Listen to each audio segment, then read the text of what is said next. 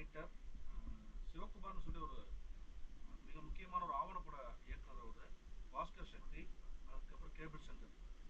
இவங்க எல்லாருமே வந்து ஒரு திரைக்கதை சம்பந்தமா ஓடிடி சம்பந்தமான ஒரு கிளாஸ் இருக்கு. என்னன்னா ஒரு இங்க காலேஜுக்கு ஒரு லிமிடெட் சீட்ஸ் தரன் இருக்காங்க. அவங்க ஃபங்க்ஷன் ஆக்சுவலா சப்போஸ் யாராவது சம்பந்தமா வில்லிங் அப்படின்னா பாலாகிட்ட சொல்லுங்க, டீடைல்ஸ் கேதர் பண்ணி கொடுத்து நான் இன்ஃபார்ம் பண்ணுறேன் அந்த டைம்ல.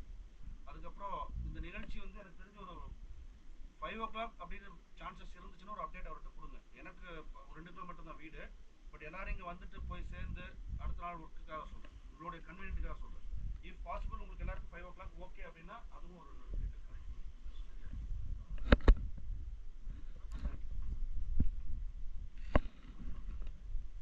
வணக்கம்.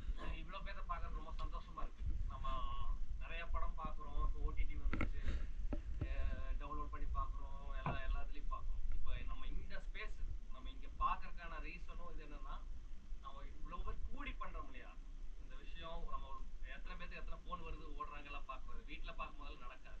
இப்போ தியேட்டர் ஸ்பேஸ் ஆகட்டும், நம்மளுக்கு இந்த மாதிரி கல்ட் கிளாசிக்ஸ் இது பார்க்கறதுக்கான வாய்ப்பு கொடுத்த பாலாவுக்கும் கிளஸ்டர்ஸ்க்கும் ரொம்ப நன்றி.